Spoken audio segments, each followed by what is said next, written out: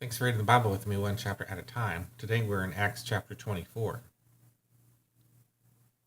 And after 5 days, the high priest Ananias came down with some elders and a spokesman, one Tertullus. They laid before the governor their case against Paul.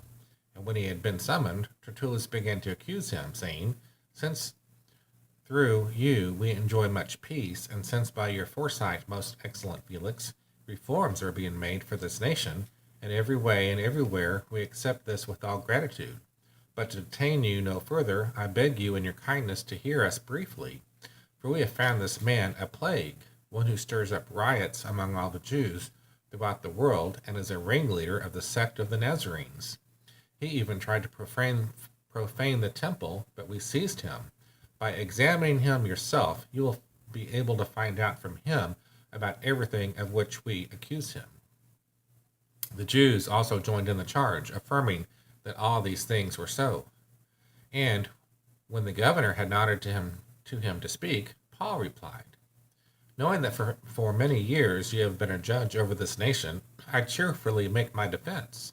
You can verify that it is not more than 12 days since I went up to worship in Jerusalem, and they did not find me disputing with anyone or stirring up a crowd, either in the temple or in the synagogues or in the city.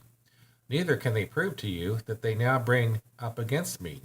But this I confess to you, that according to the way, which they call a sect, I worship the God of our fathers, believing everything laid down by the law and written in the prophets, having a hope in God, which these men themselves accept, that there will be a resurrection of both the just and the unjust.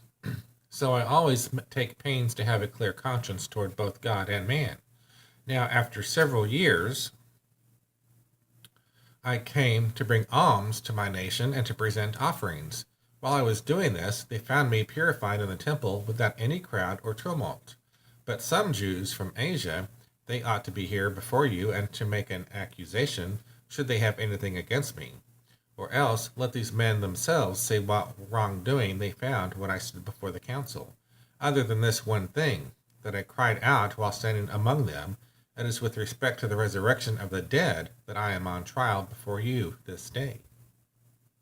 But Felix, having a rather accurate knowledge of the way, put them off, saying, "When Lysias the tribune comes down, I will decide your case." Then he gave orders to the centurion that he should be kept in custody, but have some liberty, and that none of his friends should be prevented from attending his needs. After some days, Felix came with his wife Drusilla, who was Jewish, and he sent for Paul and heard him speak about faith in Christ Jesus.